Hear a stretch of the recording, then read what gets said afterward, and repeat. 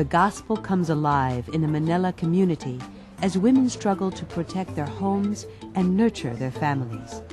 Tet Sambale tells the story of these women. Ako si Celeste Sambale. I am Celeste Sambale. Tawag sa akin ng aking mga kaibigan ay Tet. My friends call me Tet. Isa akong community organizer. I'm a community organizer for our parish, and I would like to share with you the story of our place.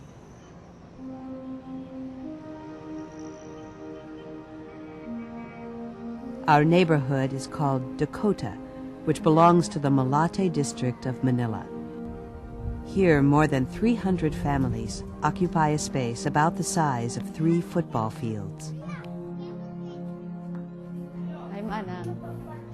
As a community organizer, I unite with my neighbors to defend our right to live with dignity, freedom, and honor. Most of us came from distant provinces, hoping to find work and a decent life. Many, like myself, have been here more than 25 years. But we discovered life in Manila is difficult, especially if you have no formal education or job skills. Our debt-ridden government has different priorities and does little to help us.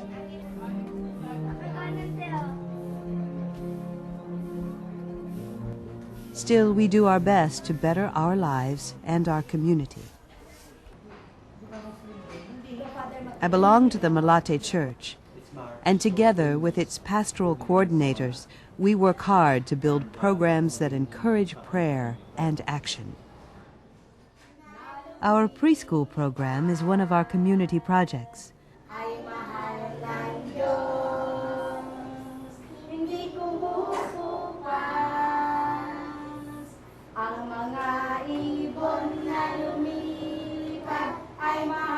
Vanji Olandia is a teacher in the program.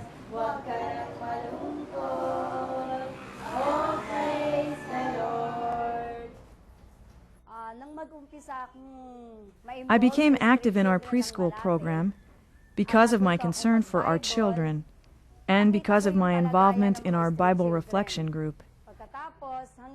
After many meetings, our Bible group started this preschool, which prepares our children for regular school.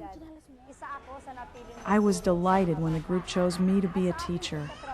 Now I can do something for the children and for my family. Maria Costina is a Colombian missionary from Fiji. We have invited her to live with us in Dakota. As a lay missionary, when I was assigned here, I start my work by visiting the families. I visit the families and I visit the old people, and because it's a little bit hard for me to go straight into the families, I befriend the children, and I found it very helpful. Sometimes because I'm a foreigner in a different place, in a foreign place, sometimes I feel tired, sometimes I feel homesick, and these are the people that, like say, they energize me. They gives me power, they help me to keep going, the children, especially the children. Won Jong is a Colombian missionary from Korea. She is involved in our program for street children. I really enjoy visiting the street children and their families. They are poor people, but they treat me with great warmth. Through their friendship, I learn how to be missionary and how to be a friend to the sick and hungry.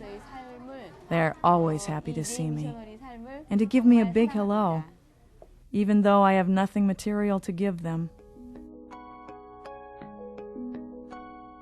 Besides our programs for street children, we have a program for children with special needs.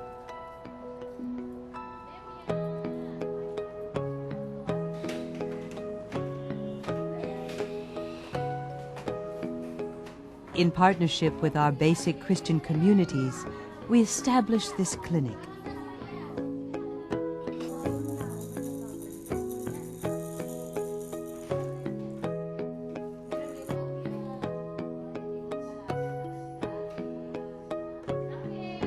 The government has no such programs for the poor, so these mothers acquired the therapeutic skills to help their children develop to their fullest potential. With homemade equipment and a space provided by the parish, we now have a way to support each other and to care for our special children.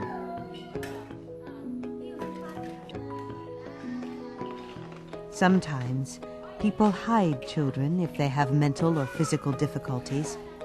Now, with this program, our children have a way to enter the wider community, and the community has a way to welcome the children.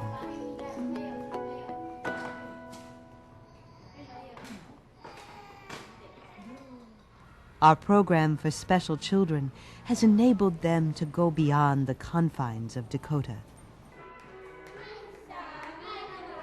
Mary Faye Garrido is now a full-time student at the local public school, where she can interact with children her own age.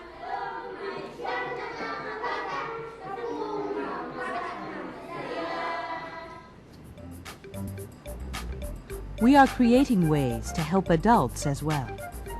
The parish has a lending program called the Grameen Bank, which helps us develop ways to support ourselves, like this jewelry-making project.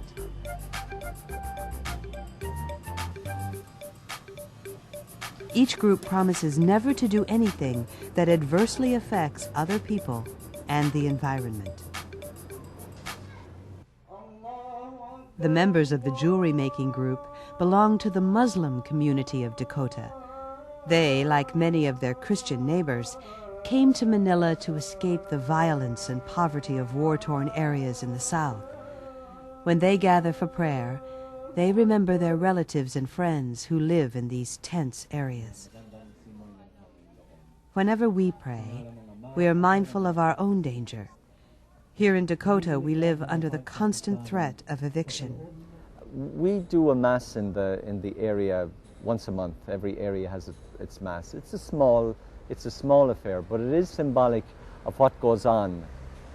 Each area has its own area council, and people are involved in that. And they have many different activities. Like in Dakota, what their main concern is their housing, security of tenure. The land that they're living on, the price of it is going through the ceiling. And they're living on it, so it's very dangerous, and they could be evicted at any point. So one of the big fruits of the basic Christian community is the association of, we have 5 housing associations have banded together to look after security of tenure in the area. Dakota covers valuable land, and now a powerful businessman claims to have a title to our property. Our housing association meets regularly to study the law, to write petitions, and to plan what we would do if bulldozers or arsonists should try to destroy our homes. We must be constantly vigilant because other housing areas in Manila have been demolished without warning.